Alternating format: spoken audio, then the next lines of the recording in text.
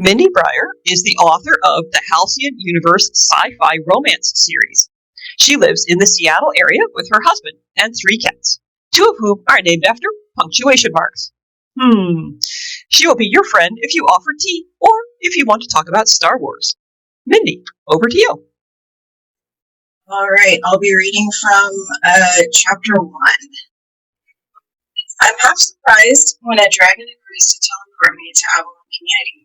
I thought I might get a snippy refusal after angering them this morning, but the dragon deposits me right where I asked, the driftwoody rocky beach right outside Avalon, where Amy waits, clad in her sleek green wetsuit.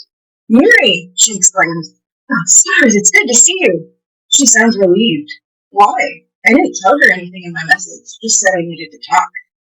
I feel vulnerable, keenly aware that everything I own is in the satchel over my shoulder. I'm still wearing the devote robe, but it feels like a lie now, claiming a rank I've proven myself unworthy to hold. Amy peels her wetsuit halfway off, revealing a sleeveless black shirt underneath. She's not wearing her navy blue night uniform today. It must be her day off. Spiraling vine tattoos snake down from her shoulders, bright green glow ink against her dark skin. It's a tribute to her wife, who's an agriculture technician for their community. Her braids brush her shoulders, tipped in gold charms that match her reflective gem-knot eyes. Today, those eyes have bags under them. It might be my imagination, but does she have more wrinkles than she used to? "Amy," I say, wishing it didn't come out sounding so plaintive. "I think I messed up. Come here, sit down." She indicates a dried-out log of driftwood further up the shore. "What's wrong?" It's not the most comfortable seat ever, but I perch on the log anyway. Amy straddles it, facing me with her hands braced on her knees. Whenever I try to do a counseling session with people, I suck in air. My chest feels too small for my lungs. I keep changing their feelings. I do it on purpose sometimes, but a lot of the time I don't even mean to. And today the dragons, Amy glances up, but there aren't any dragons lurking, at least none that I can sense. They know how to make themselves invisible even to me. They what? I can't be a devote anymore. They told me to leave. My eyes steam. "Amy, I need to know how to hold back my powers from changing people. How do I do that?" Amy's aura pinkens with sympathy. "I wish I knew. My abilities are weaker now, but when I was young, I couldn't stop myself from seeing visions, no matter how hard I tried. It's like if you tried to stop seeing or smelling, but you didn't have the option to pinch your nose or close your eyes. Basically impossible." Tears overflow, dripping down my nose. "So I can't ever go back to the refuge?" "I didn't say that," she sighs. "All I'm saying is, I don't know how to help you." "Have any of my other siblings learned to control their abilities?" I ask. "You talk to them all, don't you?" "It's funny you should say that." She picks at a loose splinter on the log. "I was glad to see your message. I've been trying to get in contact with Ian all week. I can't reach him. I'm worried he's missing like the others." My pulse starts to race. "Another one?" Back when we were young teens, we had a group chat, all of us collectively adjusting to life on housing and recovering from trauma. It dwindled as the years wore on. We were all growing up to have different interests, personalities, coping mechanisms. After a certain point, our shared youth wasn't enough to keep us bonded. And lately, some of my idiot experiment siblings have been disappearing altogether. Saray, Harris, Rover, Fatima. No one's been able to get in contact with them for more than a standard year. And now Ian may be added to that list. Well, where do you think they're all going? I know Amy doesn't know, but I have to ask. She presses her lips together. Whether someone's kidnapping them or murdering them, or if they're just too busy to answer messages or post on the Uniweb, I really can't say. But I wanted to tell you to please be careful. I'm afraid whatever happens to the others is going to keep happening. That puts a prickly feeling at the back of my shoulders, like I'm being watched. Well, what can I do to protect myself? I wish I knew. She throws a hand in the air, a helpless gesture. The only common thread, as far as I can tell, is that all of them were off-world when they disappeared. It makes sense. If they were snatched or killed, nobody could do it while they were on Halcyon. The dragons would be able to protect them here. She sighs. That's all I've got. It's not much. Sorry. I wasn't planning to go off-world, not unless the dragons forced me to, I say.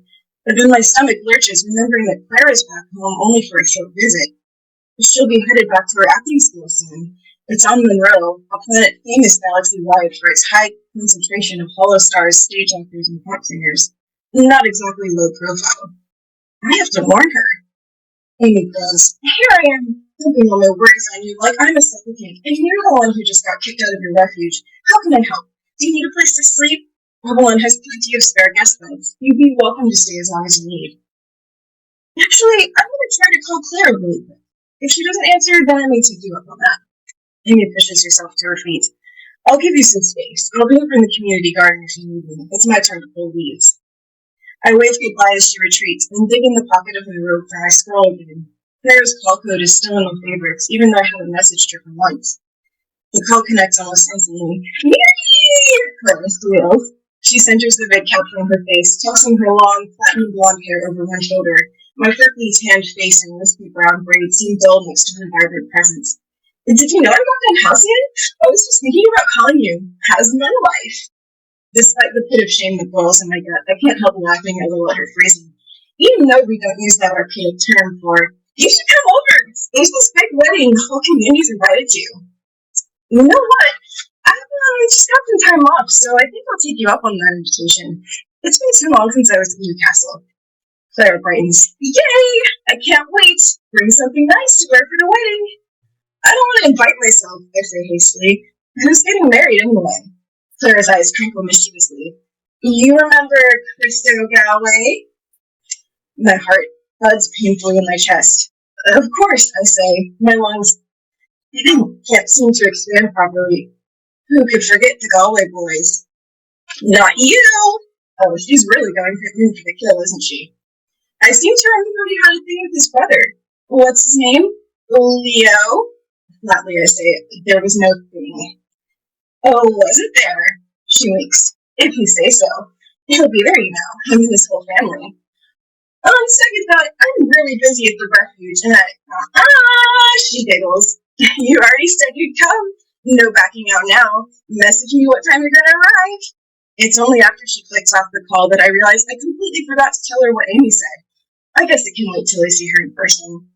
I thought I was going to spend the rest of the day contemplating Amy's warning, my siblings going missing, not to mention my failure as a diva in the Dragon Censure. But now the name Leo Galway has taken up residence in my head, and I can't think about anyone else. Leo Galway, the goofy blonde string bean of a kid who used to play with me and Clara, who puberty unexpectedly took on a journey from glad skin and cracking voice to muscles and sweet brown eyes, whose kisses almost made me forget my own name. Leo Galway, whose heart I broke into a million pieces. And I would also just like to say I am giving away a copy of the prequel to this book that is about Amy, Future Core Blooms. So stay tuned for the end.